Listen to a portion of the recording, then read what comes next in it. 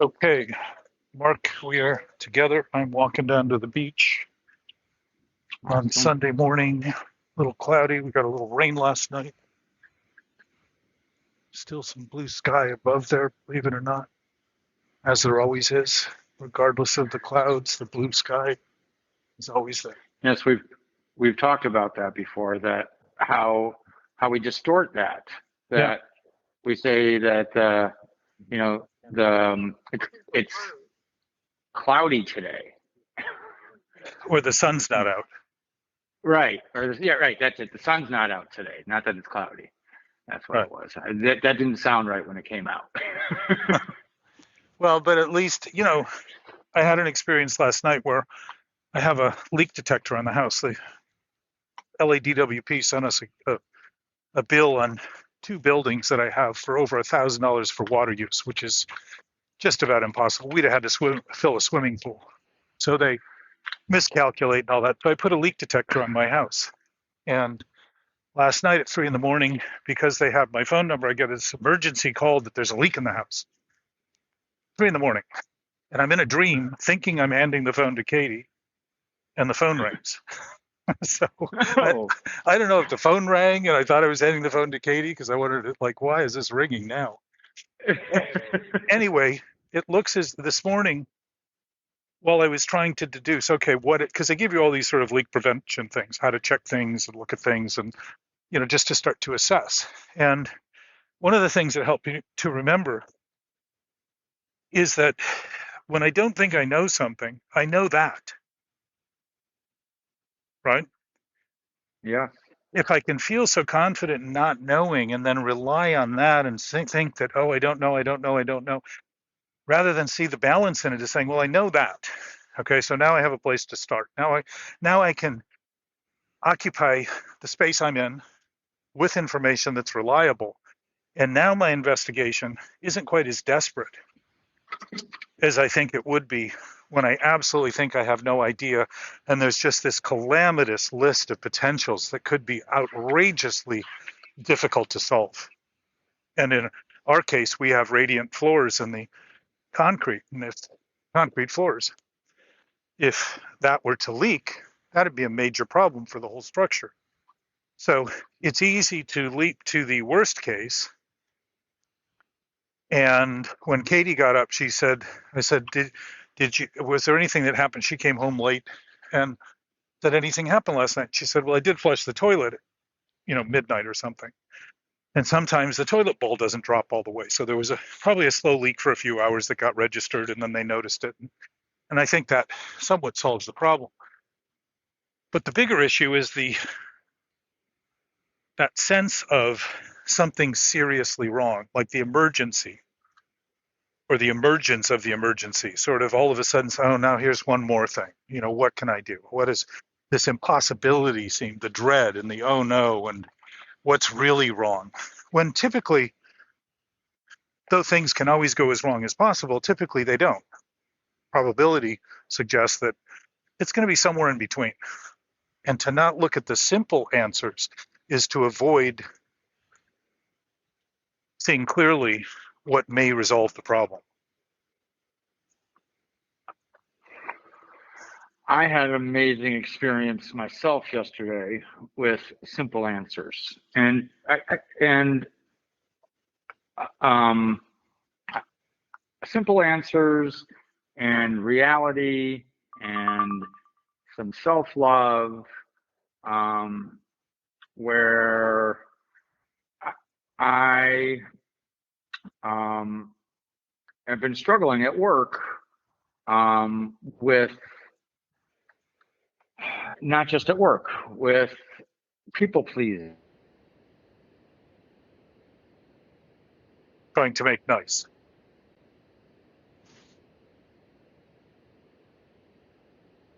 Did I lose you?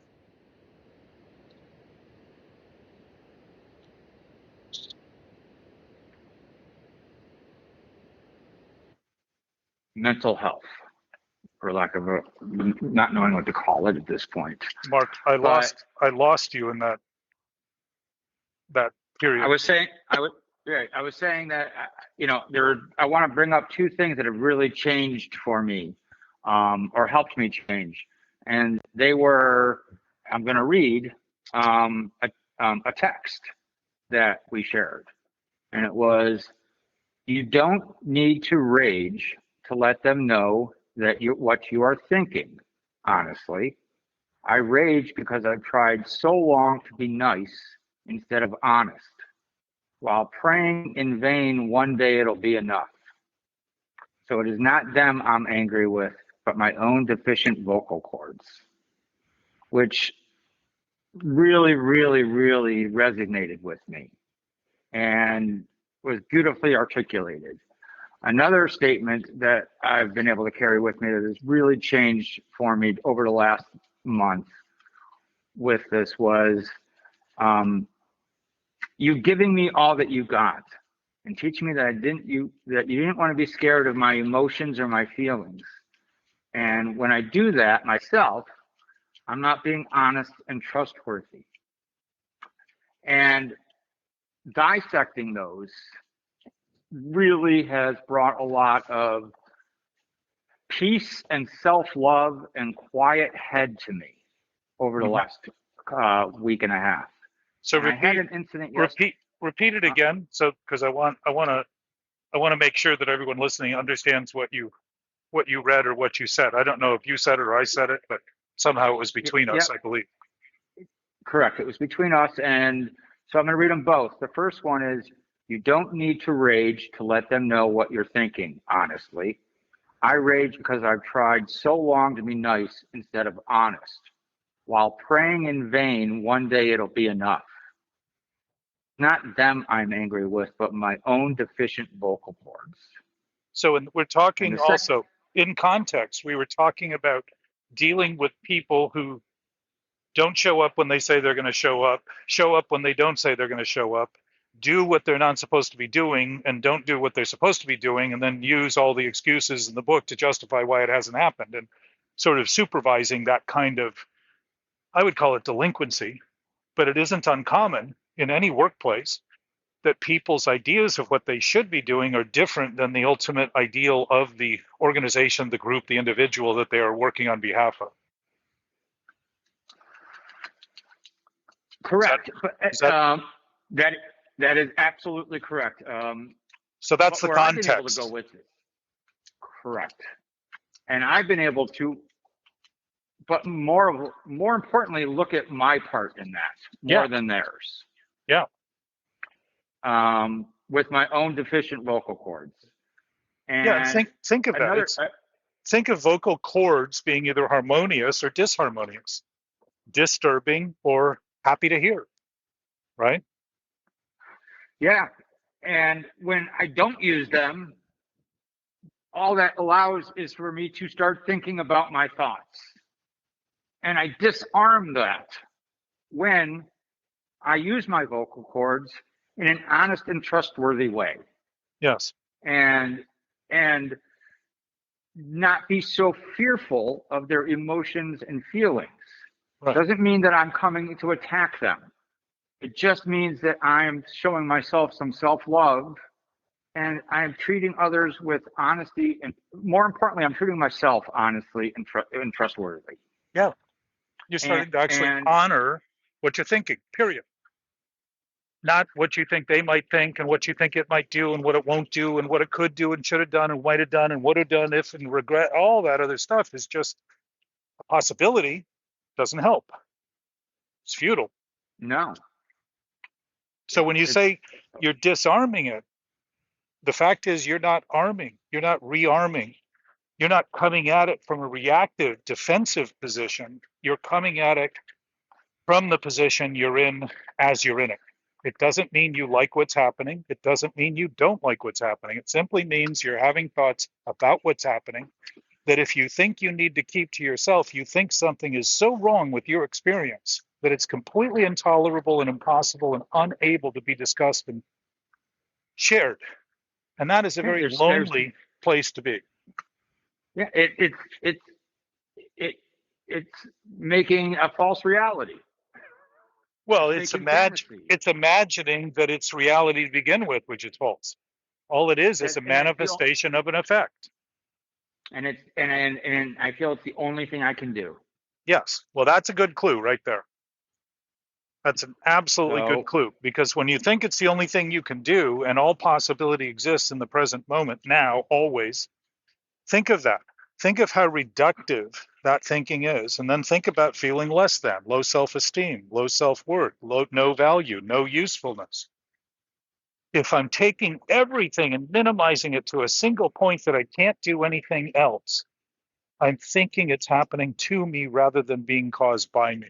Major transition to begin to say, if it's even possible in the remotest sense, that the impacts I'm witnessing and are the conclusions I'm making about what's happening and not necessarily what's happened. yeah, Starting to say, wow, I didn't fall into victimhood. yeah, well, you didn't initiate it. It's not as though it was waiting there for you Yeah, to fall into. You're creating it. Every time you make believe true. that you have no other choice, you're actually going to create the windfall of all of those consequences as justifications and rationalizations, which are both, by the way, excuses for the fact that you shouldn't be where you are with what you have, which means I'm not in the present, which is literally a suicidal tendency, death wish, because we're trying to make believe the only place we can be is the one place we can't be, shouldn't be, don't want to be. Where else is there if it's the one place we always are? So we start reaching beyond the edges of our thoughts in terms of thinking about suicide or any compulsion, which are all suicidal tendencies. None of them are healthy for us. We start reaching beyond the bounds of our survival oriented thinking, because now we're not thinking in survival, we're thinking in death wishes. And yet we're not Mhm. willing to go beyond the edge of our thought and say, maybe there's more going on here than I'm thinking. So imagine the dramatic shift and conclusion of making believe there's nothing we can do. So the only thing I can do is keep going because there's nothing I can do about it. And I'm just destined to do hopeless, mindless, thoughtless, inconsiderate things that feel like hell. There's nothing else I can do. That's a precursor of suicide. All for one thing. It's doing the thing we don't want to do by all of a sudden reaching beyond and saying, oh, the only thing I can do is the worst thing I can do, the thing that's going to kill me. And at the same time, the one thing we can do that shows that the thing we're doing is complete hallucination and an illusion and a hypnotic state that we've developed to make believe that all we are is what we think. And to begin to realize, well, if everything else exists and I'm only thinking of it, I'm not making it up. I'm making up another version of it that is a perversion. It's another story about it that's a perverted story. That's all. That's easy. Yeah. So And you were gonna read the second one too, because I think it fits into the the second, context. absolutely. I like I that want word. to give you all. I want to give you all I've got. I don't want to be scared of your emotions and feelings. I want to be honest and trustworthy. I think if that was coming from me, which I think it was, is that right? Yes, it was correct. I think I was giving you an example of what I began to say when I started realizing that if I'm walking into a reactive situation, and I think I'm going to be honest, they're going to feel the brutality of the experience of being confronted. Because the brutal nature of making believe all we are is what we think is a brutal, hostile, self loathing, hateful, absolute, dreadful state, which is why we think we need more self love. But you can't love hate enough to have it be anything other than what it is. Because we've taken this position to create that effect, that manifestation.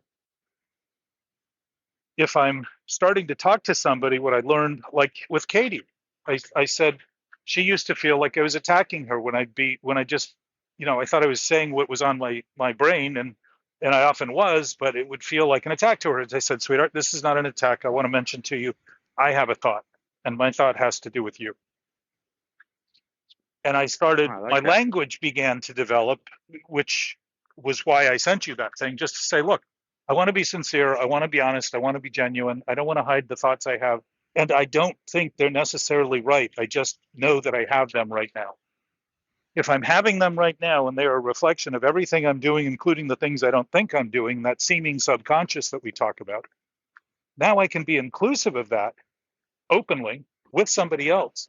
And there is a disarming nature when I'm not reactive in the position I'm taking, when I'm not coming at something defensively or coming at something reflectively or reactively. I'm not busy triggering the other person. So there's a chance they might hear what I'm saying in a way that would not be heard if they felt they were being attacked or challenged. And that position you said earlier of there's no other thing I can do, I'm the victim, that's that role. So anything anyone says when you're in that victim role that you create is going to sound like an attack because it's going to challenge the premise of that thinking being real because you think it's the only thing you can be doing and you've got to hang on to it like a life preserver for all you can with all you have for all time. And as you know, I said to you a few days later, Katie came back and said, I have a thought and it happens to do with you. And I said, well, that's interesting, sweetheart. We're together 15 years. I would imagine that might happen. And, and she said, but I've been so ashamed. And I said, well, that's generally why we think it should be kept still. The shame is actually the shame for what we're doing, not the thing we're thinking about. And she said, I always felt like you loved your sisters because I had 4 sisters down to 3 right now. All my cousins are women, all extraordinarily successful and achieve I could go on. And they're all incredible people. And I've been surrounded by women my whole life, other than my father and my younger brother. And I was the first male in the family between my mother, on both sides of my parents' families, between my father and my mother.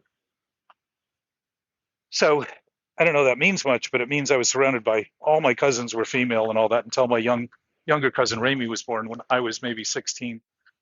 But the point is, she said, I think you love them more. And I said, well, sweetheart, you may be right. I said, I have a really long history with them. And I don't think love comes in quantity, but I said, certainly that connection is very hard to break or intercede with. But I said, there's one difference. And I hadn't thought of this, but it kind of, in the clarity of the moment, I said, I didn't choose all them as far as I know. I chose you. And that's one distinction that you hold that they don't. They're part of my family. They came through whatever that process is that happens to create bodies, and here they are. And that's just they're my sisters. Is my mother, my cousins. And and she said, "Oh, well, that's nice." I said, "Yeah, it's obvious, but it's opened up the potential to talk about things that might otherwise seem caustic and things not to say." Because there's a little bit of a preamble in the process, knowing that if we've all been living this way, approaching people not by soft footing the process or walking softly, but simply saying, look, I'm going to share some thoughts I have. And what I realize is I don't know if they're right or wrong. I don't care if they're right or wrong. I know that I'm having these thoughts. And if the whole basis of my thinking is thinking that they have to always be right before I share them, that's an indication in my experience that they're definitely wrong. Because I wouldn't have to struggle if they were right. I would simply be expressing them naturally because I would intuitively know there is no other option here. They're the absolute nature of life. They're the absolute nature of love. All those things would be obvious and come immediately without me having to formulate and analyze and concoct and develop and all that kind of stuff. So that also tells me that most of my thinking is wrong. It's just a conclusion I'm making. And if I'm concluding it limited in all the experience I've had to this moment, it means the next moment there's going to be more experience to base another conclusion on, which is why thoughts always tend to be moving and operating and generating more and more and more decisions and conclusions about things.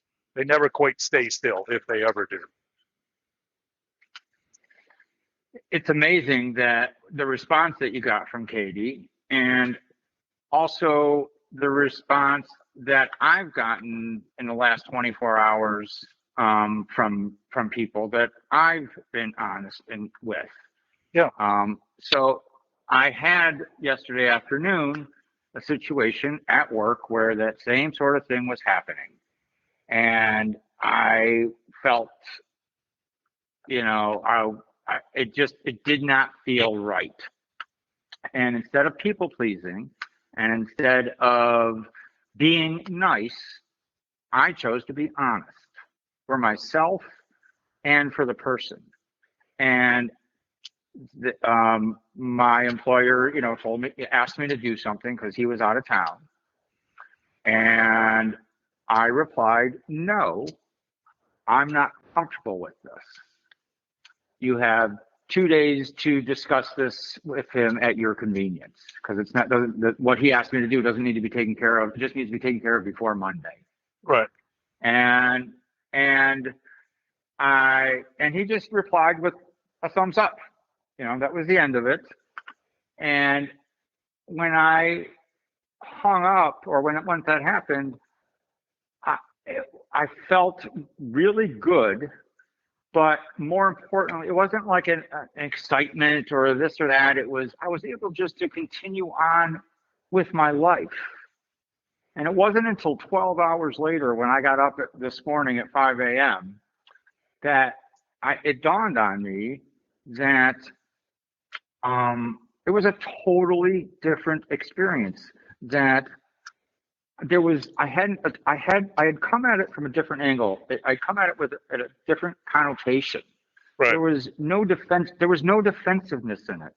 When I replied to him, I wasn't trying to diminish him. I was trying to empower him. Exactly. And myself. Yeah. I wasn't diminishing myself. I was empowering myself, all by just being honest and trustworthy, and using my vocal cords. And I went on and had a very successful day and a quiet head. Yeah. And it was just like, for the first time in my life, I addressed something not as, let's say, a victim. And there was no animosity. It was out of love. You're allowing him to grow, and you're developing a team. You're developing a network of people that will begin to say, look, I can rely on Mark. I'm going to ask him about this, because you're included in that, rather than the guy they always go to get the things done they don't want to do because they don't want to, whatever the combination of things. You're actually delegating in a productive manner, which builds teamwork, because it's effective. Because if you can say no, he can also say no, and it gives him the freedom to see that these knee-jerk, absolutely has to happen, has to get done, are generally trying to hammer down something that is wrong. And it ends up creating caustic, like a reactivity. Nuclear reactivity, once it gets out of hand, is what an explosion is, a nuclear explosion. Long as it's chain reaction, and I suspect in life we have a lot of chain interreactions going on with people, that the chain and the link is coming from that same thinking, and we're thinking it's them and we can't deal with them, and we can't, when in fact we continue to manage the same reactivity that we're fighting them over in our own experience. What it feels like to me, I have felt like I have been so lost for my life, or a majority of it. And it feels like I'm finally getting an identity. Well, my sense is, like I told you recently, you've always had the identity. And as you mentioned a couple of minutes ago, it dawned on you. Think of that. When the sun comes up, all of a sudden you can see things that aren't visible in the dark. If things are dawning on you, the light is allowing you to begin to notice the things you've always had that you made believe you didn't have, because to believe you had those things would be to disbelieve the lies you'd been maintaining as the only thing you can do. Yeah.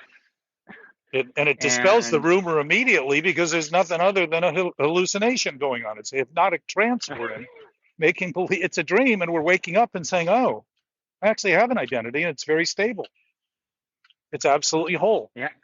What would an infinite power have but that? And it's healthy. Well, it's the nature of health. It's, you know what it's also the nature of? No surprise, healing. It's the nature of nature. Exactly. And it's the nature of Uh, healing certainly isn't disease. Most diseases are coming from our own inability, our own unwillingness to simply address what's happening as it's happening and creating this inner conflict, turmoil, and anxiety and stress that undermines our body's potential to even function. And it's telling us by that dysfunction we're doing something wrong mentally, not in reality, mentality, because that's what we have to choose from as humans. Reality isn't a choice for humans. It's just a state of being that's always present, which allows us the existence that we have. We don't reality isn't a choice, but fantasy is. exactly. And fantasy as reality is the ultimate. It isn't, fantasy is not wrong, creativity is not wrong, thinking is not wrong. It's beginning to make believe they're true that we start to get in struggles, because the position I take then becomes the only position I can take. And anyone who's taken any other position, which means everyone, is wrong, and I need to fight them or be wary of them or be ready for them to attack me. So I'm always walking around feeling ashamed, feeling embarrassed, feeling bashful, feeling reluctant, feeling doubt, feeling uncertain, and wondering why I can't seem to command any influence over people that's healthy. I'm wary because of what I'm doing, not because of what they're doing. I understand their potential to do great harm is there, but if I'm the one causing the primary harm, and I continue to do it, I'm always going to see them that way, because it's the only way I can justify being out of my brain, literally not thinking considerately, not thinking thoughtfully. It's Mark, the idea of letting go absolutely. Yes. If we think we don't have what we're doing, think of this, and we keep thinking the goal is to feel better about what we can't seem to let go of, we're the ones hanging on to it as though we can't let go, and then working hard to try to feel better about it and get over it, while we haven't just said, it's an illusion. It doesn't have any more power than I give it by making believe that position I've taken is real. As soon as I do that, all sorts of things get thrown into this reverse order, including my instincts, which now my instincts are instincts to kill me, not to heal me, save me, protect me. Denial being the beginning of it, defensiveness, defiance, delusion. That's all. The fight is the reactivity. The flight is the compulsion. The freezing is the numbing, desensitization, and saying, if I don't feel it, it's not happening. And what do? Stress in a body creates numbness. Numbness is an indication of pain and wrong. If I'm denying the wrong and pain that's happening, I'm not learning from the opportunity to say I'm doing something to cause that.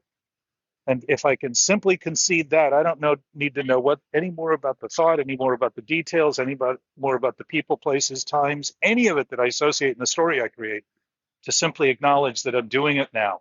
I'm doing it now. To be feeling it and witnessing it is to reckon with the fact that my body language is being clear. Domestic language is telling me clearly what's happening, and I'm starting to act functionally literate, meaning I'm functioning on the basis of literacy rather than acting as though I'm completely illiterate. And the only thing I can do with these bodily sensations that are uncomfortable is run from them, get away from them, overcome them, and make believe they shouldn't be happening. And as we've talked, I know I can only change myself, but I've shared with you Oh no, that when you change, that everything changes. You and I see literally, that happening.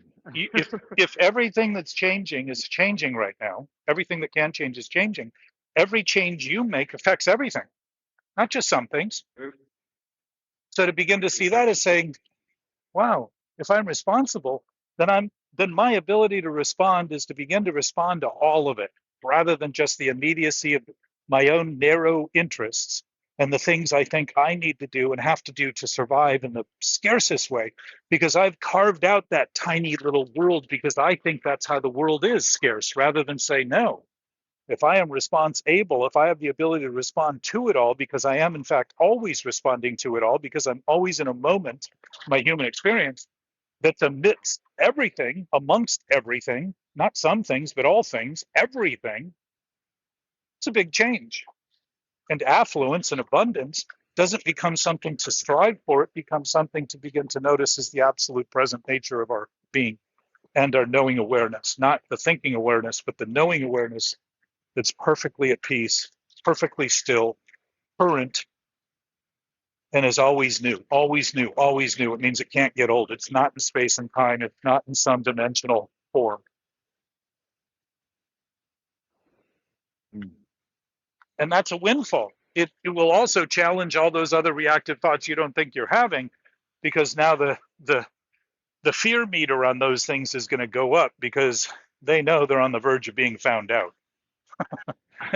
And the thing you thought you were hiding from other people, you've simply been hiding from your own experience and making believe if you can go numb to it and deny it long enough and act like it's not there, that it'll go away.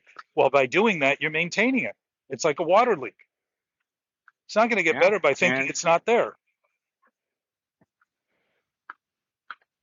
Yeah. And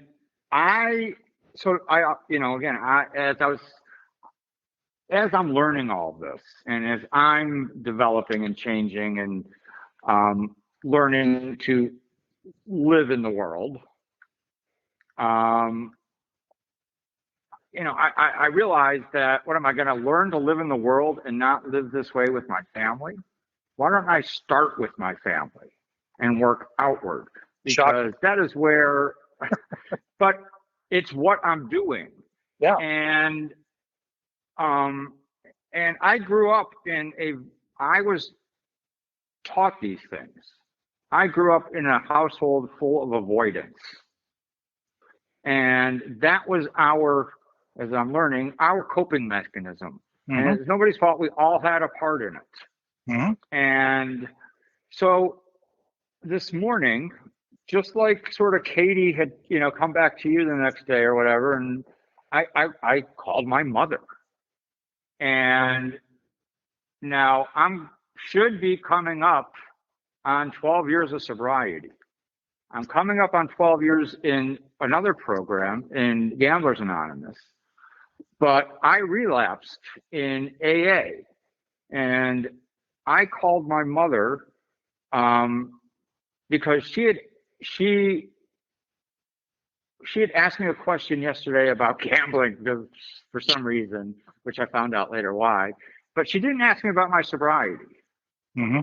And I called her this morning, and I said, Mom, I don't want to not have these conversations anymore. I'm really trying to break this, and I want to discuss that my relapse, and explain to her, that I had used, and that I was being, honest. And bottom line was, I told her, I said, I'm carrying so much shame about it that, and just like Katie. And it was an amazing conversation. Mm-hmm. And, and I was able to put down that shame. And I was also able to, again, she knew, but she was avoiding the conversation with me. So it was just an amazing experience, which led into another conversation where, I was talking with her about being honest and trustworthy and this shame. And I was able to say to her, and I had shared with her the quote about that we had talked about with the deficient vocal cords 2 or 3 days ago. And her reply to me was, that's exactly me. And I said to her this morning, I was like, I learned this. I learned how to be a really nice person with compassion and love, but I did not learn this honesty and trustworthy. And I mean, we had such an open conversation, and again, she did not feel attacked. And I never felt like I could have said something like that to my mother, because I was so scared of hurting her or her emotions or her feelings. And to tell her, yeah, I learned this at home, and I didn't learn this other stuff and they know that I'm changing, and I'm asking them to embrace this as well. And it was just a beautiful morning for me and my fam and my mother. Um, and I just wanted to share that again, these experiences that I've had with myself and others living this way has been, I guess, living in reality. And reality doesn't have to be painful. Well, it isn't. The effects we create are not reality, they're consequences. Just like in a dream, you can feel terrified, but there's nothing to be terrified of but the dream. Yeah. Reality doesn't have pain in it. It doesn't have disease in it. It doesn't have excuses. It doesn't have rationalization, justification. There is no lying in reality. These are all consequences of thought. Brains used in ways that are not productive. They're possible to be used that way, but to use a brain in a mistaken way and then mistake the mistaken way as the only way is just another mistake. It just perpetuates and feeds on itself. So I want to make a couple quick points, and that is that your mother knew that all along and you hadn't talked about it. It didn't mean she knew it knew. It means she's always known it like you always knew it, because reality isn't something based in time. It's something we've always known. We just have been busy making believe that all we knew is what we thought, because we thought our thoughts were real. And when you thought you were afraid of hurting her, that was your excuse for not wanting to face the hurt you were causing in your own experience, because that would have included the admission you were causing the whole thing to begin with. Because it's no surprise that the thing you were hiding from her, that you thought you were saving her from, she knew. Yeah. Think of that. And We actually deplete the dignity of others, the honor that we have to give others in the capacity they have, by making believe they are identically as deficient as we are, and then use that as an excuse not to face the things we're unwilling to face, by thinking, oh, she could never tolerate that. She could never hear that. It would hurt her too much. While she's sitting in pain, worrying about it every single second to some degree in her countenance, because she knows something's wrong and doesn't know what to do about it. And I would suggest, Mark, you're her oldest male son now, right? You lost your brother and you lost your father. correct. So the eldest male, your dad died, your brother died relatively young. There's no woman on earth you will ever be closer to in terms of the physicality of your experience than your mother. She knew you when you were a zygote, when you were too small to even see, Yeah. right? There was an awareness there. She's known that all along. It's like Siamese twins and such. They kind of know very quickly, just like sisters do. They just have a clarity. I'm not sure boys always do, because they're busy trying to like obscure the whole problem. And, you know, I think men are a lot quicker to reactivity and defensiveness and all that than, well, I don't know. I don't know that it's more or less, but I think it's a different formula for resolution. But there's nothing you could give her more than the chance for her to see that you have grown up enough to give her enough credit to want to talk to you honestly, Yeah. without regard for how she might react. And in my experience, when I did that, I learned years ago that I'd always lied to women by trying to tell them what I thought they wanted to hear. And their bullshit detector is better than mine. And it never built faith. It never built confidence. And so with Katie, I started telling her all the little foibles and things I've done and do, and ideas I have and thoughts, and all about other women, about my own interest. And I'm fascinated by women. I'm fascinated by girls. I love their mannerisms. And, there's so much about them that I think is worth mentioning, especially as a guy. It basically has populated this planet. That desire, those thoughts. Doesn't seem wrong, except when I think I can't share it and I think I have to keep them to myself. And then I think it's perverted when in fact it's just being inspired by a segment of the species. And I'm also inspired by men in a very different way in certain respects, but in the same way in other respects. And when your mom said, I do that same thing, that defines me, isn't it interesting that we can think we're all so different, yet find things that we absolutely do that are identical and don't even talk about? The things that are most common don't get a lot of airplay, and the things that are least common and abnormal and unhealthy is pretty much all we talk about. trying to hash out the details, think we'll get them right when we won't, and not just simply say what we're thinking. It's already right as it is, whether it's right or wrong in terms of the greater scope of application. It's certainly right in the sense that it's happening. It's happening now, and having the thought, might as well talk about it and share it. Yeah. And you're seeing, And go ahead. Go on. No, please go on. You're seeing the knowing awareness, Mark, and you're thinking of it as a new identity because you're newly seeing it, but it is in fact the same identity that you've always had, because in an absolute realm, things do not change. They've always been that way.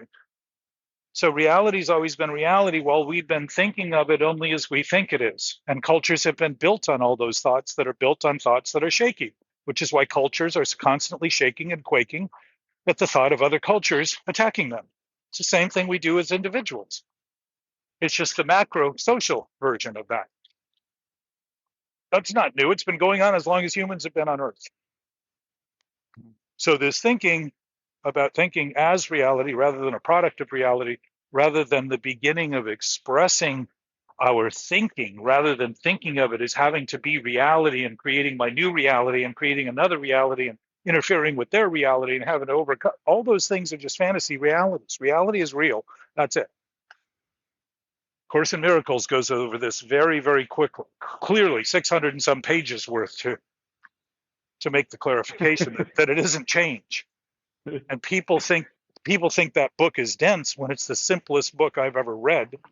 But the density in my own thinking became very clear, so I blamed the book for some time before it sunk in and permeated the density of my defense and reactiveness and all that.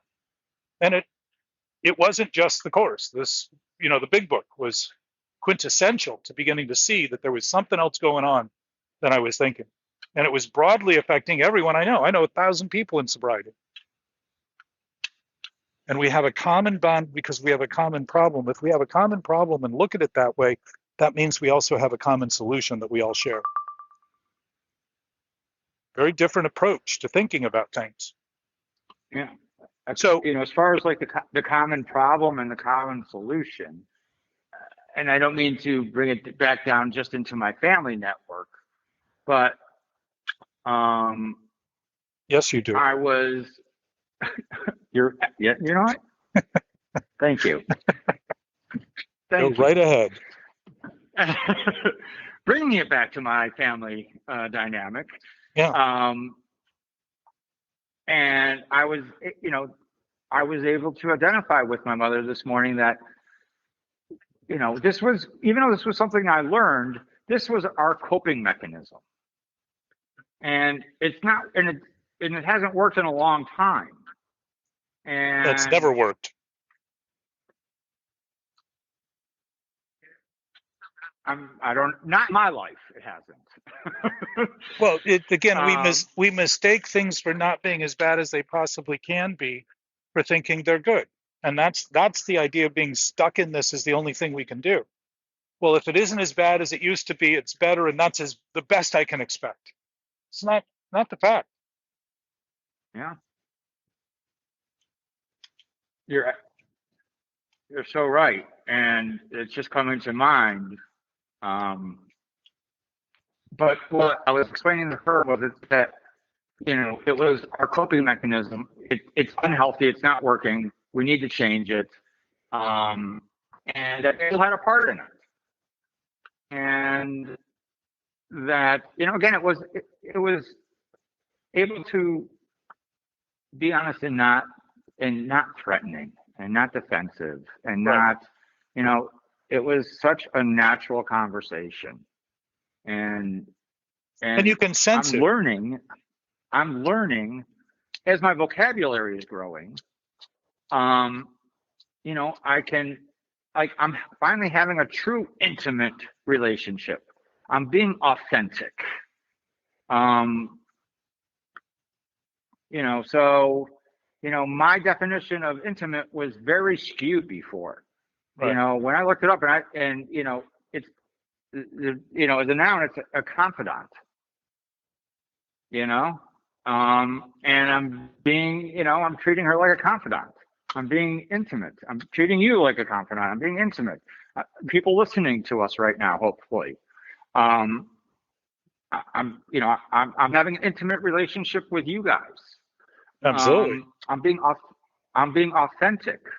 As I looked up the definition, not false or imitation, true to one's own spirit or character. Was the definition. Um, You see where it so starts there in that definition with spirit. yeah, If we're true, we begin to see that the characteristics we choose are roles we're playing. They're not imbued. We can think they are, and we can have a tendency, and we can have a trait that's been passed down. But to think of all possibility being possible, it would mean that none of those things are required, but they're all certainly choices. And they may seem to be the only choices because we're so quick to use them. But if I've been doing something wrong a long time, I've developed a skill to do that thing, and it doesn't make doing it again right.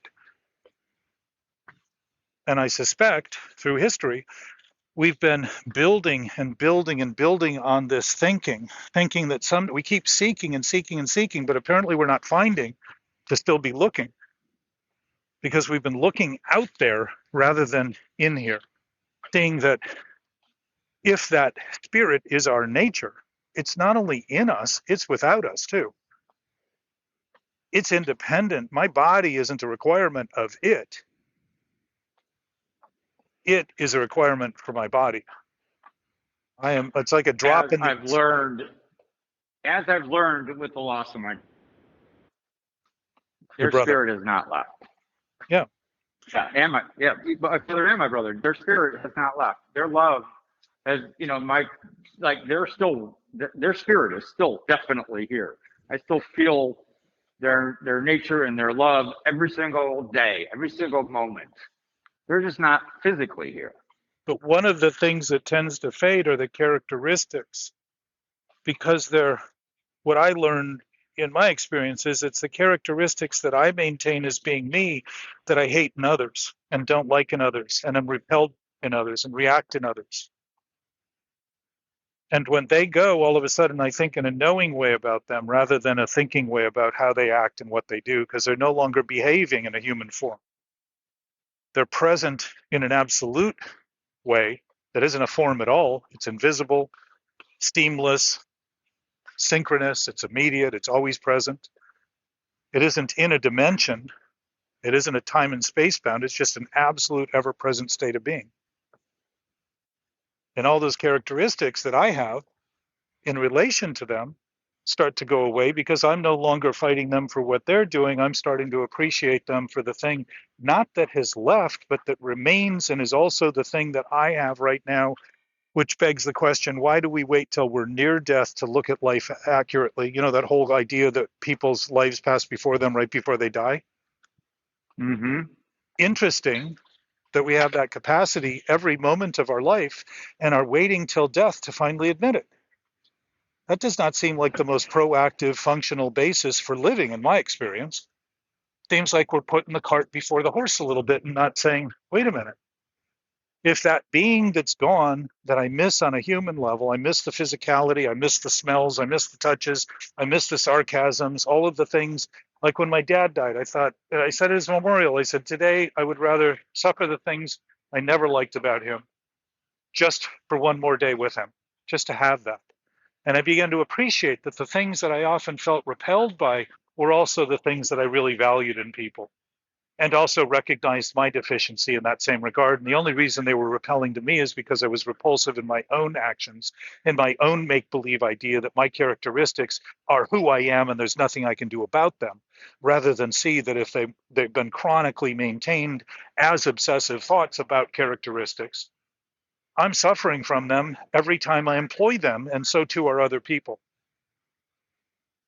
If I'm willing to see the clarity in others who have now died and face that final sort of verdict on this human experience, I can also see that in what I'm doing right now and notice that that is the basis of my existence. And I share that with them without any division whatsoever because it's indivisible. And that is the nature of yours and my nature. And that's why what we do together, we don't do alone.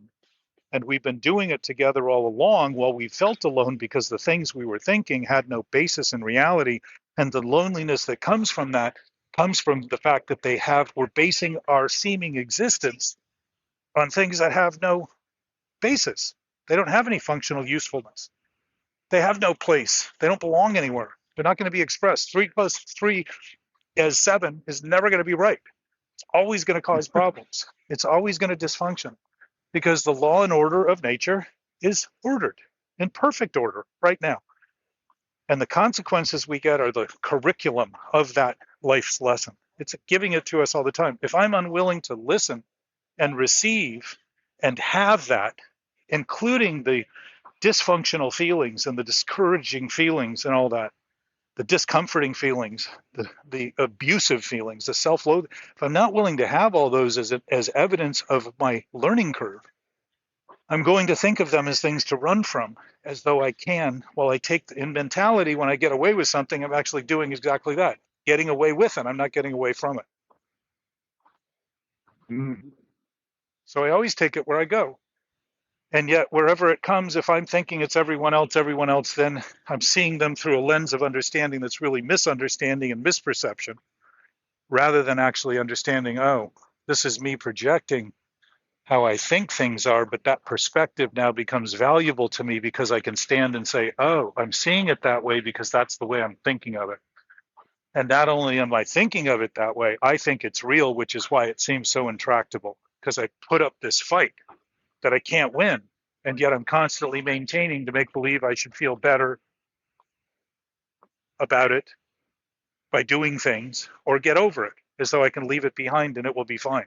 When in fact, I'm just burying it. And I suspect that's what we call our subconscious. It's just filled with all these ideas that are so hard to face. And it isn't that they're hard to face. It's hard to face them because they aren't reality. They're simply thoughts.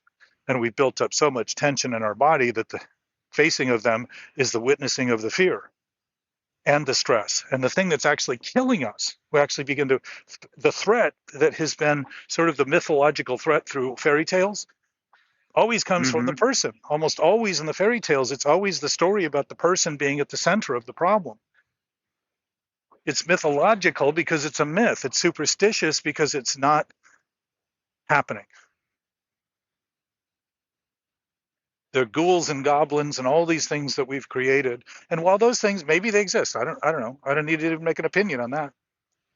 To notice that if I'm creating in my own experience and I'm creating shadows of doubt, which we even refer to, I obviously think the things I'm doing block the light and give me power as a result. And all I'm doing is getting more powerful at having no power whatsoever. And feeling the effects, worthless, useless. Why even bother leaving my house, my apartment, do anything? I can't do anything right. And I start saying those things publicly. And to be held to account is to say, well, maybe you are doing things right enough to mention you don't think you can do anything right. Maybe that's right enough to start with. And that's what you've done, my friend, in this process we've been in together. And that's what we've done. Well, to the degree that you've begun to actually stop, take a breath, look, listen, receive, that makes the we of it. We're doing it together the whole time, but we may not be doing it functionally together the whole time. And if you're dysfunctioning, so am I as a result of my inadequacy to communicate, my inadequacy to be authentic and honest about what I'm doing, to give you that moment where you don't feel like you're being attacked, because you're not being attacked. And when you talk about not, you were talking about putting down the victimhood. The fact is, we never really pick it up.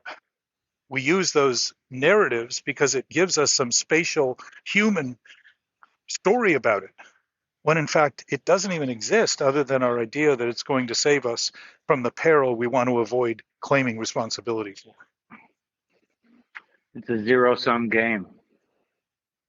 Yeah, I mean, ultimately it all is, because it all evens out, because if it's not really happening, it's not happening.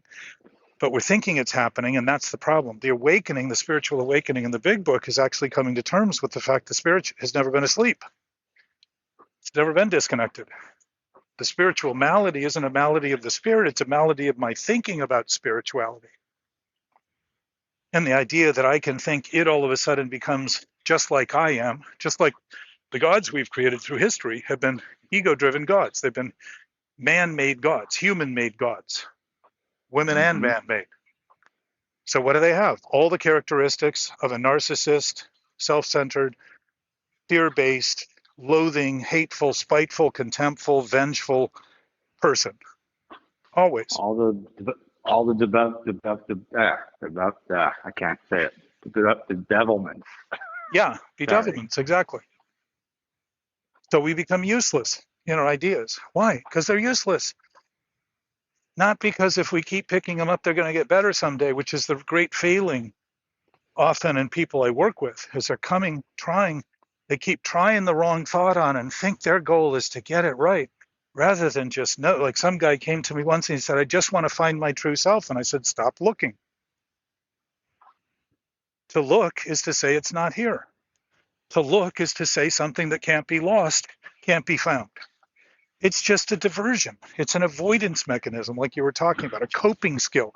And what are we coping with? Learning to maintain insanity as though it's our basis in reality, when in fact it's a dysfunction of mentality.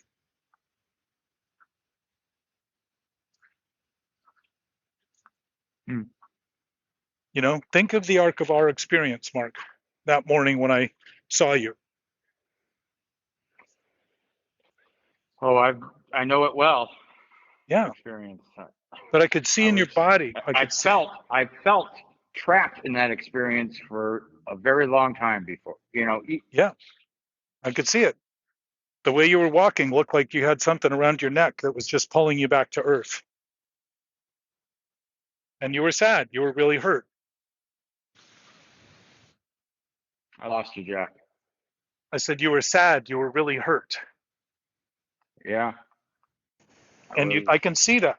The point is, we are aware intuitively of what's going on around us, and thinking that desensitization and becoming numb, which would be the freezing part of the instincts gone awry, where we're using denial and defense and delusion and defiance as a form of success, which are all lies, and then flying into compulsive actions, thinking that we can put it outside of us by preoccupying ourselves with something we can't seem to stop doing. So we're constantly distracted from the main attraction, by the way, which is what a distraction is. And then freezing our experience by desensitizing and becoming numb and thinking, because I don't think I'm feeling it, I'm not feeling it. Well, in fact, my shoulders are getting tight and I'm unable to actually. Constipation would be an indication of that sort of tension in the body, where the stuff we're designed to get rid of starts hanging out in the body longer and longer, and it starts to turn into exactly what happens, sepsis or whatever it is. All those things begin to actually bleed the system because we're not functioning accurately. We're dysfunctioning accurately. So the letting go of that tends to lead to, especially for men, which is largely what I work with, but not exclusively, tears, anger, really starting to face the years of hostility that we've had for our own experience. And we call that ourself, and it isn't ourself at all. It's a make-believe idea about who we are. Just like the spiritual malady isn't God, it's the thoughts we have about spirituality and God that are the malady. So I have been working with physical therapists for about 4 or 5 years, trying to correct a muscle imbalance that I have that has truly twisted me, like physically. And the the,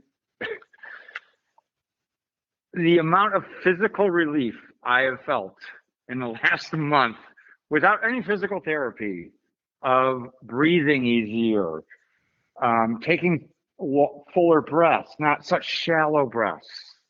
My shoulders aren't sore when I wake up. Like, it's, I didn't need a physical therapist. I just needed to, you know, Well, the point is, be authentic. we do we do a lot to correct what's wrong, Well, when we do that, it maintains the wrong because we're not addressing the source. If you were drinking poison and kept going to the doctor for an antidote and he kept giving you the antidote, or you kept getting bit by rattlesnakes and you kept going and getting, rather than saying, oh, maybe getting near rattlesnakes is not a good idea. Yeah. But think of twisted mentality, Mark, as turning into twisted physicality. It's not a coincidence. They are immediately and directly related, just like our food is related to the functional capacity of our body.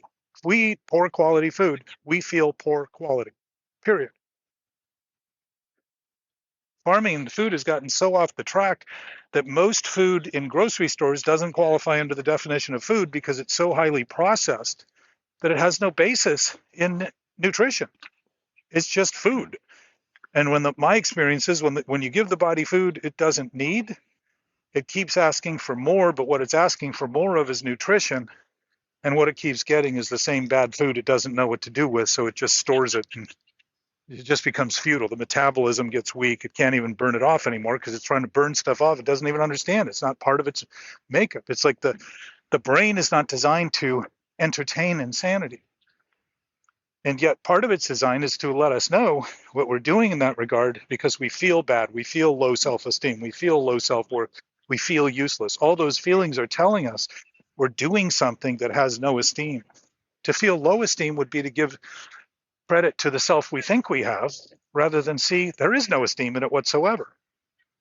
There is no value. There is no use. None. It's a hallucination. Yeah.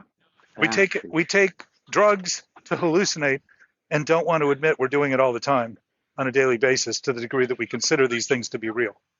Interesting. We need an excuse because we're unwilling to admit the one we're using. Bill Wilson even did it, looking for a cure for this problem. With Aldous Huxley, who was a pretty brilliant guy. You know, between the two of them, they were a couple of brainstorms, per se, guys that I thought. lost you. I lost you for a second. They were a couple of what? Brainstorms. Yeah. People who really thought and looked at the collision of life and looked at try to make harmony out of, try to make sense out of things that don't make any sense.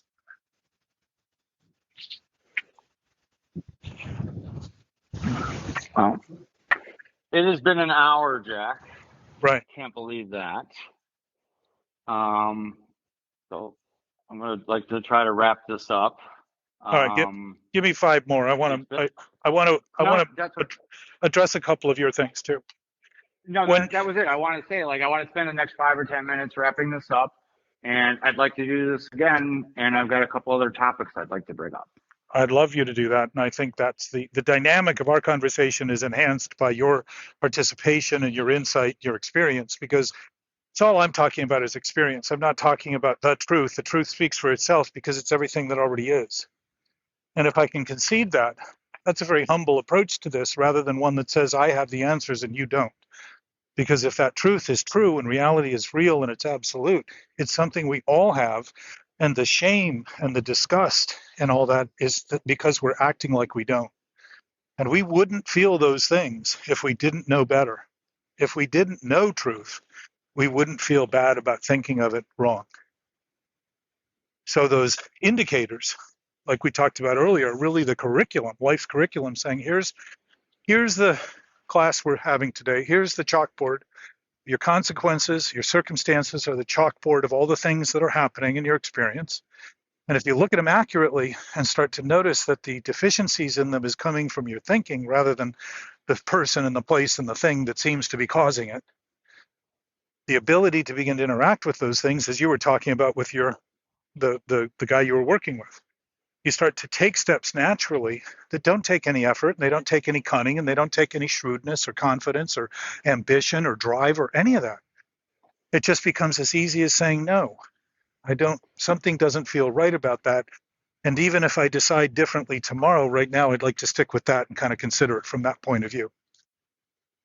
Just opens the door to a conversation. Now you're starting to actually engage people in their fullest potential rather than react to them in some reactive way that just basically hammers them down a little bit and you keep trying to pull the nail out and have them stop when You need a hammer both to nail the hammer in or the nail in and remove it.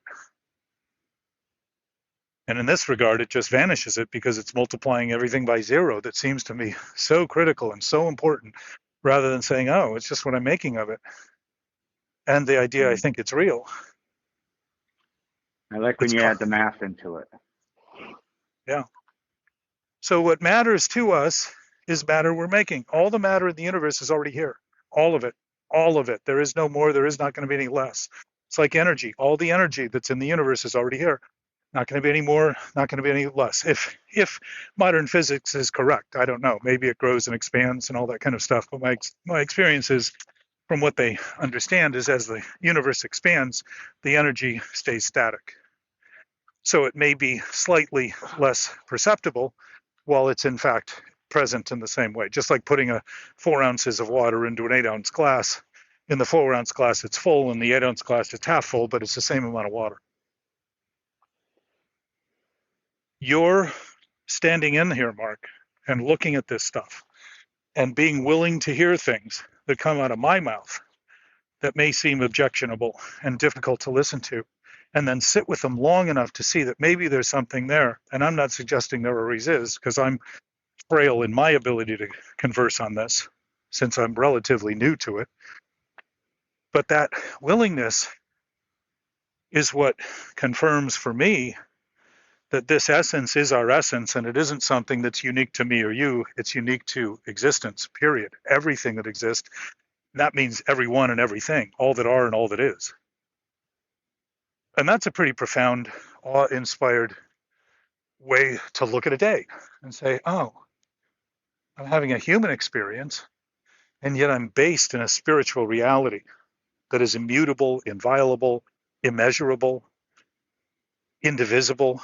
It's invisible, and yet I know it because it's the basis of knowing.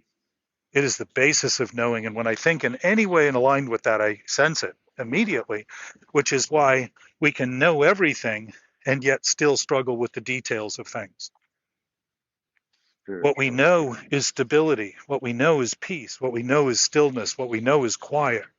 And when there's ripples, 6th step, 12 and 12, spiritual axiom says that whenever we are disturbed, no matter the cause, something is wrong with us. What's wrong is my thinking about what's happening.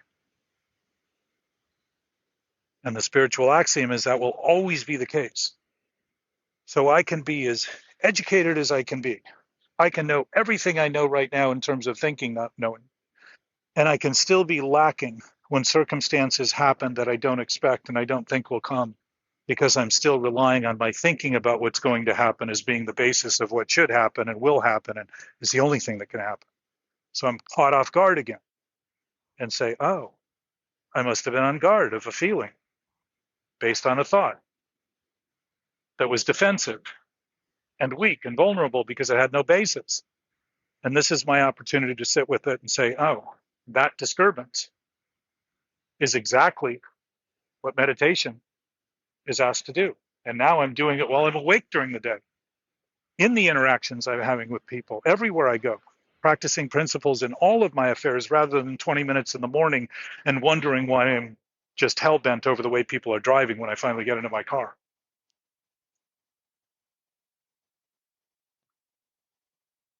That ever-present state we all have. The more I began to say, if that's the case, that's the case. It was exactly what happened for me when I started to realize that if AA was right and I had a disease called alcoholism, that maybe it was worth admitting I had that disease, because I'd spent years trying to renegotiate the terms of that because I was scared to death to stop drinking and using, because I knew it was giving me the opportunity to make believe the make-believe I was having was reliable, when it was never reliable, and the drinking never worked. It was always just a guise, a pretense, an attempt to feel better about something that I knew I was doing that was worse. And if I didn't know I was doing that, I never would have come to terms with the fact that I had a problem with drinking. And it wasn't just drinking. The allergy of alcohol that we talk about is an inability to metabolize sugar. So food problems tend to come with that genetic code. If my metabolism can't develop or metabolize sugar, I can't metabolize. I can't, but there's a helicopter going overhead. I can't I metabolize. can't hear it. Oh, good. I can't metabolize carbs very well, processed foods, processed flour, things like that. So I struggle with all of those things. But in mentality, what I really can't, because there's 150 different programs that aren't alcoholic, at least, right? So all those programs seem to have the same craving. The craving of the mental problem is that I can't process insanity because my mind is based in reality, my brain. And the mind that I'm relying on is a knowing mind based in reality. It is reality. It doesn't have any insanity in it. The insanity is coming from thinking about what's happening as being what's happening rather than thinking about what's happening as being what I think about what's happening. Very different context. When I start seeing the reliance I've had in my thinking, I've thought that was my source.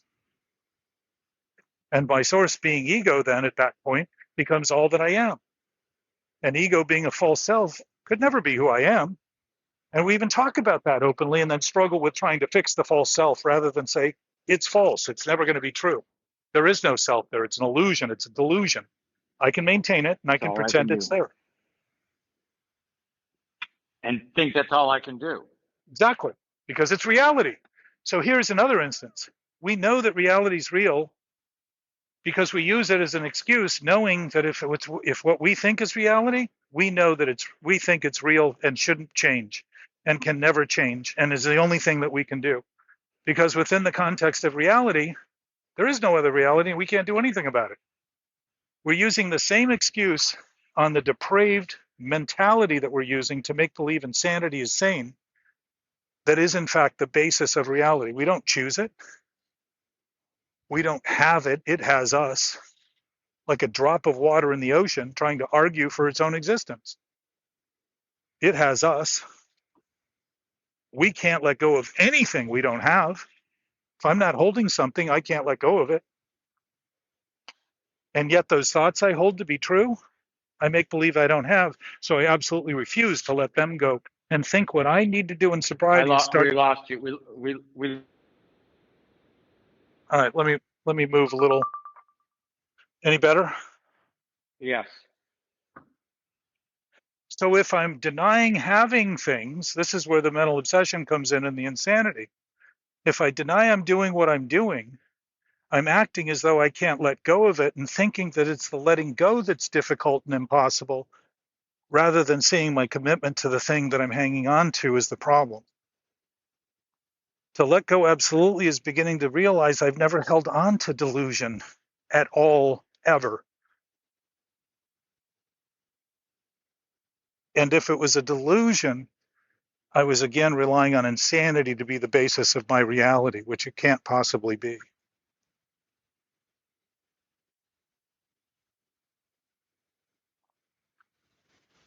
I think we lost you. No more? You hear me? Yeah.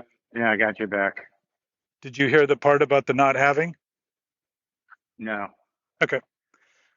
It may have come through on the tape, but if Okay. so, there's three instances. I can't let go of what has me, like reality.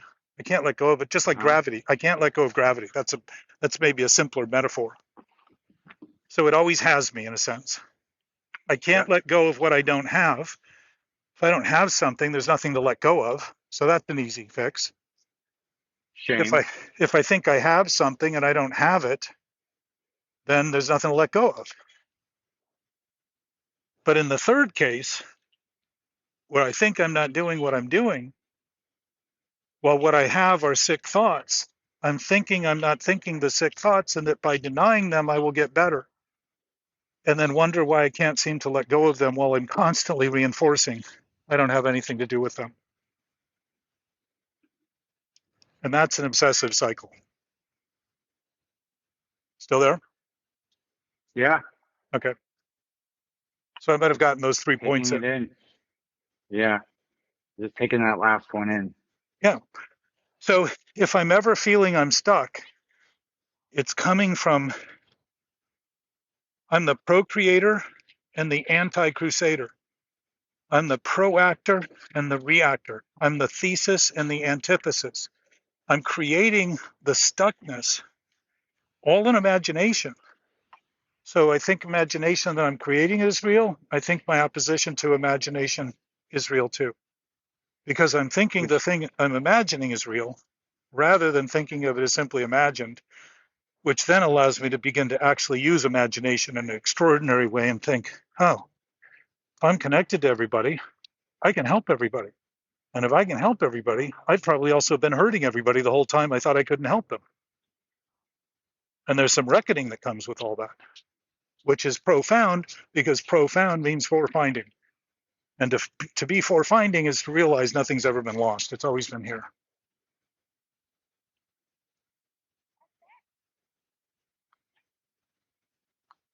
Simple. oh, And like Bill says, it's not not com- always, huh? you said I was to say you and not complicated. Yeah, well, Bill says it's not always easy because he knows he's talking to people that want to rewrite history and rewrite their thinking and come up with new versions and new fairy tales and new examples and excuses and rationalizations and justifications and people, places, and thing to claim to be the responsible party. So, as a When species, when you were when you were just talking about how we create these and then like ignore them, sort of. yeah, It you know I'm beginning to see how that truly is a weak foundation and not stable. well, I would say no foundation whatsoever, and it's kind of like falling off a building. If you ever notice, people tend to be reaching for something. Or, They're reaching. um, They're used to having things within reach. They're used to being able to command their body, um, and that sense of I can't. weightlessness can cause nausea. The stable, yeah, the stable. It's just not. Yeah, it's destabilizing. Well, and I interestingly, think. though, I think. Uh-huh. the destabilization is the thought trying to fix the thought that's already destabilized. That's where the Right. destabilization. You can't be destabilized by the one thought. It's the thinking about the thought that starts to create the destabilization, because you have to at least have two dimensions happening. In a single dimension, If I create it and then I ignore it, aren't those the two? exactly. So you're taking the thesis, you're creating it, and then claiming you're the antithesis. Right. You're the That's what I fighter. was saying. That's totally disabled, or you know, there's no foundation in that at all. Right. Exactly. So seeing that, you begin to realize, or can, that it's the thinking that we've been trying to fix the broken thinking as a solution, when in fact, if we're trying to do that, we're just adding insanity to insanity, and it's never going to be sane. It's never going to be stable.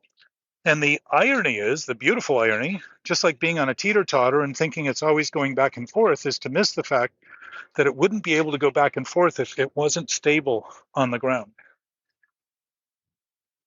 So to see that we're doing that, the only reason we notice it's unstable is because we absolutely know stability, because we know a nature that doesn't change and doesn't rock and doesn't roll and doesn't come or go and isn't more or less and never leaves and never comes. We know that. And we wouldn't feel worse if we didn't. We'd feel it's the only thing. If all we could do was what we were doing, that would feel good because we would be doing the only thing we could do. We'd be achieving our highest potential. And we would feel that, but we don't. I did this morning. Yeah. Well, you're starting to notice what there is to actually notice. And it doesn't take any effort. I felt. Yeah, I felt on fire this morning. Yeah, that's called passion. Yeah. And passion is rooted in inspiration. And it isn't an obsession because you know you can stop anytime. But why would you want to stop doing the best you possibly can with all the value that's given? And even in the face of things that might normally distract you, hunger, tired, all that, none of that plays as big a role anymore because the inspiration itself has you vitally aware and eyes opened. When I start keeping secrets is when that I fall back into that stuff. Well, I'll go further with you on that. As long as you keep thinking you can keep a secret, you're going to think you are keeping secrets. And let me tell you, all that and tension, all the and body bedevilments, language, yeah, it's yeah, telling you, and you body can't, language does not lie. blood, sweat, and tears secrete. Interesting. Think of the word secrete. It's based in secret. What do? We get nervous. That's what the lie detector tests for. The nerves, the change of pulse and heart rate and all that stuff. Moisture. It's looking at all that stuff because our body doesn't lie. It's actually accurately assessing what's going on, and we're discounting the body language we've been given as though we're illiterate. And functional literacy is starting to say, oh, my body is speaking to me in absolutely clear terms. And if I simply listen to them, I'll begin listening to others better. I'll begin seeing things better. I've been thinking nobody else makes sense because I can't even make sense out of the thinking I'm doing and the body language I'm refusing to agree to because I think the best thing I can do is run like hell and get away from it. That certainly wouldn't suggest I have any sense of value except to escape and avoid and deny and distract.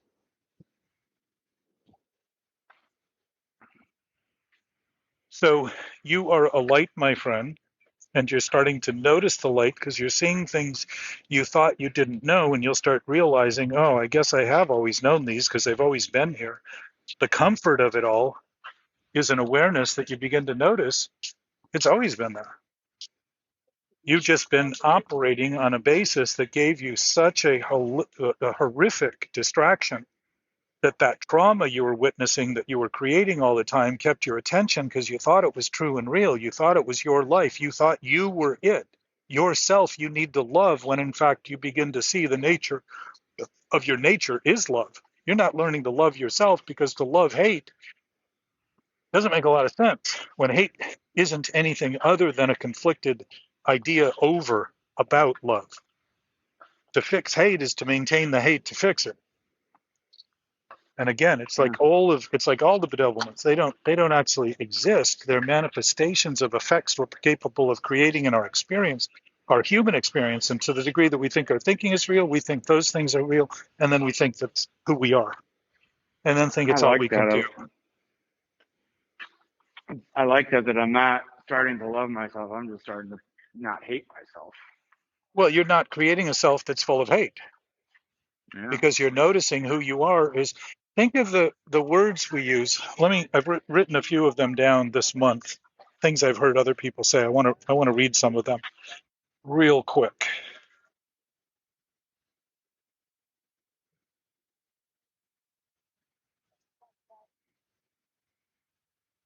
I heard somebody say he really wanted to make a name for himself.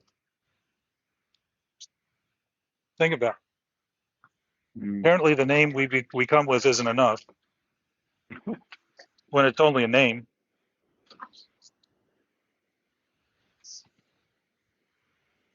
Let me look.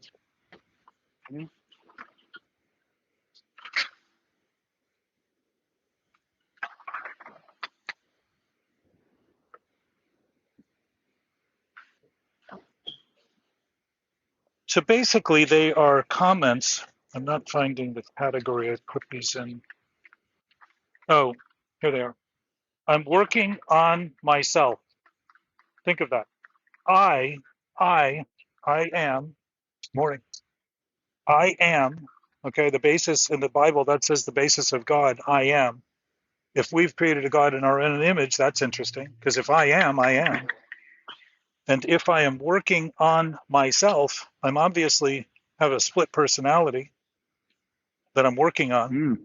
I'm learning about myself, which means I'm trying to figure myself out rather than say the self I'm learning about is simply thinking of itself. And what I'm learning, if I'm really learning, is to say, oh, I've been thinking about myself as though my thinking is myself. Thinking has been my reality. I am or need to learn to love and care for myself. Think of that. I am or need. I am in need of learning to love and care for myself. Think about that. The self is a repulsive idea that we have taken thinking, which is incredibly important to the human experience, and also the human potential to function, not only in behalf of the body that the brain that's doing the thinking does, but everyone else. That self is so despicable, so putrid, so hateful, spiteful, and we're going to learn about it rather than notice it's a delusion. It's just an idea. If it's a false self, if 3 plus 3 is 6 and 7 isn't the answer, 7 will always be false. I don't have to go back and correct the math. I need to correct my solution and start to see it isn't the solution. That isn't the solution because it's wrong, period.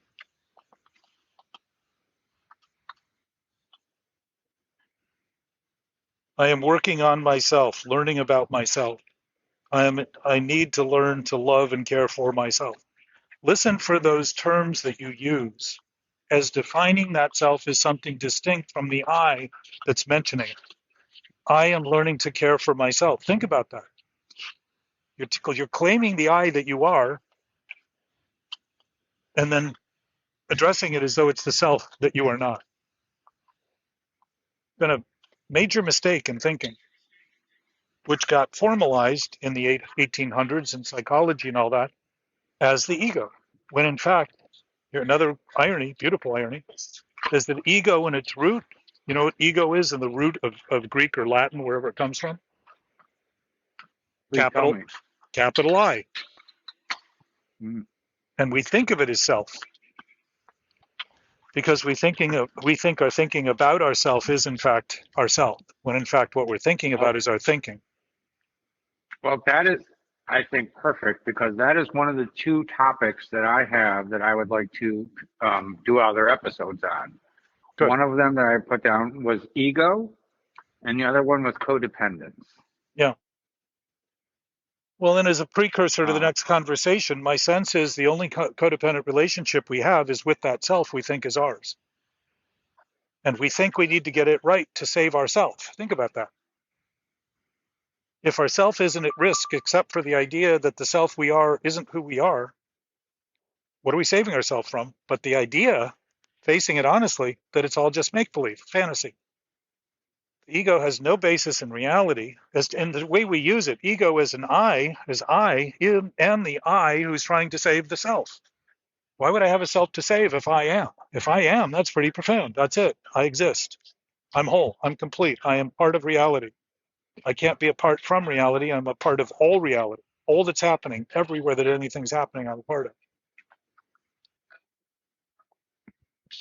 So we'll do those, and I'm glad that came out toward the end. And to me, Mark, a lot of this seems repetitive, but repeating things that are accurate in the face of things that are not help to dispel the rumors that we've made believe is true. The gossip in our own brain about who we are, who we think we are, and what other people should be thinking and doing as a result.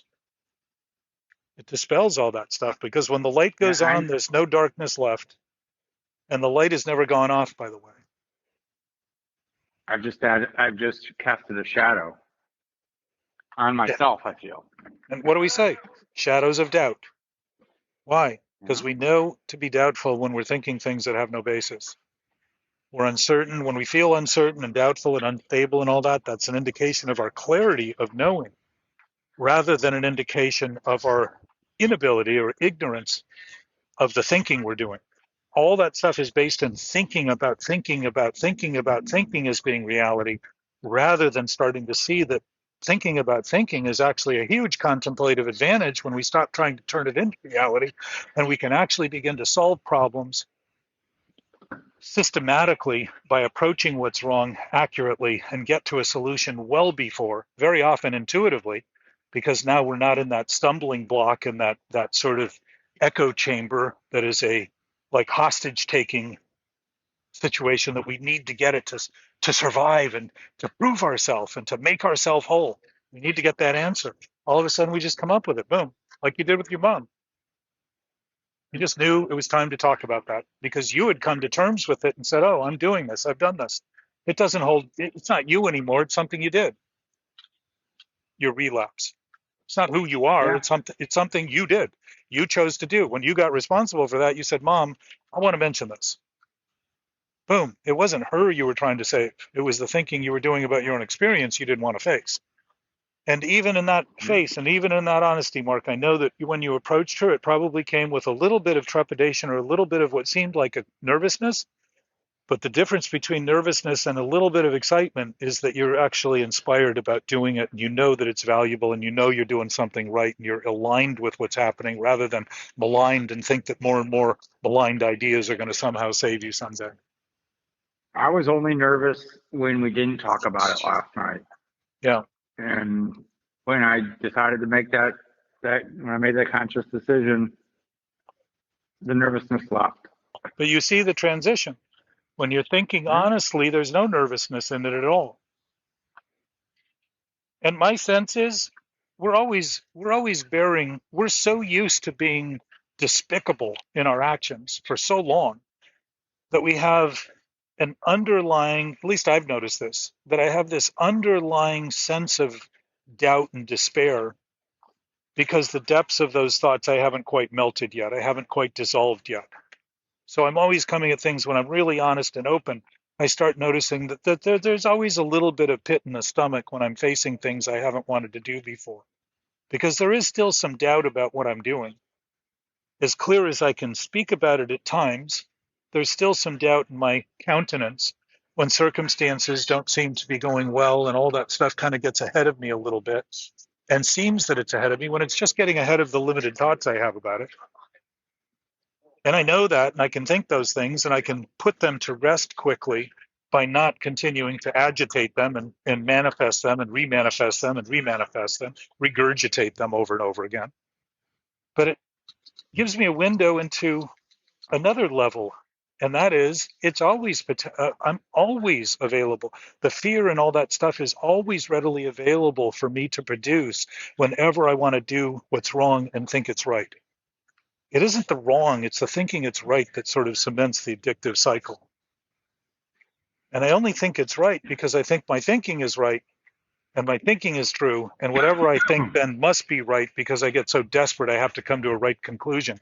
And it just builds on desperation and more desperation and more desperation. And my experience was exactly that. For years, I was fiscally irresponsible and didn't make much money as a result.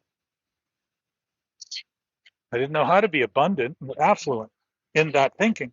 I knew how. I didn't act like it because I didn't think I did. So I thought it was the economy and capitalism, all sorts of ideas. And as long as I used them, I lived right down to them. I lived right Mm-hmm. down to the excuses and then used the excuse of the circumstances as being justification to claim, see, I told you, I was right. It's all I can expect. It's all that's happened. Not that I don't still do that. I just don't do it in the same degree. Doesn't make me better in every sense. It makes me a little better in some sense. In terms of my thinking, I'm talking about now. Yeah.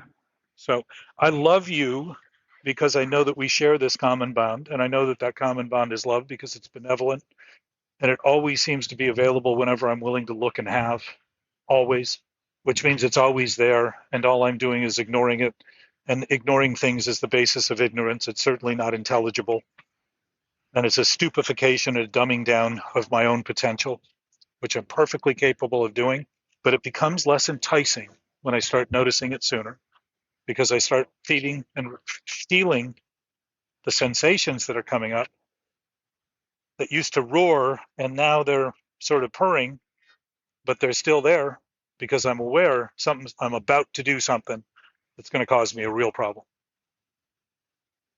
I don't have a problem, but I'm going to make sure I have one to justify the thinking that's a problem that I wanted to ignore and deny I have anything to do with. So it becomes laughable, like you're laughing, compared to just becomes this sort of desperate misery where the only thing I can do is put a bullet in my head to stop my head, rather than say, how desperate must I be to keep these thoughts going, to make believe my life depends on them, to think the only way I can stop it is to kill myself. And that's what Desperate is the word. all compulsions are that. You don't have to die immediately to be on your way to an overdose of some sort in some way. No compulsion is healthy. They're all vain attempts to slowly act as though we're not doing what we're doing. And when we're doing those things, we're actually killing ourselves, making believe it'll never happen because it tastes good and we feel better for a second. and yet live with results that we are not happy with. Problems do not go away, they grow. We water them and maintain them by making believe we can get over them because we're giving them a sense of life they don't actually have. So I have really, really appreciated, I've talked to Katie a lot about your whole process, and I've really appreciated the stepping in that you've done and the other work that you're doing too, by starting to write and talk to other people and realize that you're surrounded by a group of people that is able to discuss your thoughts honestly as we are together. It's all possible because ultimately we're really talking about functioning within society as meaningful, purposeful, honorable, able, thoughtful humans, considerate. I love you and I appreciate you. And I just want to leave off on this thing of, you had just talked about leaning into it, or I don't know if you used that exact thing, but I think you'd say leaning into it. Mm-hmm. And I'd heard that so many times in the program, and I really thought I understood. Well, I never thought I really understood it, to be honest. And recently, I was watching something on, I forget what show, but it was talking about how when these storms hit Yellowstone, that the buffalo intuitively turns into the storm because he knows that it's shorter distance to walk into it instead of running from it, because you can't outrun it. And that whole definition of leaning into it changed for me with that when I heard that, or that I was able to sort of associate that. And I have a much greater understanding of leaning into something now.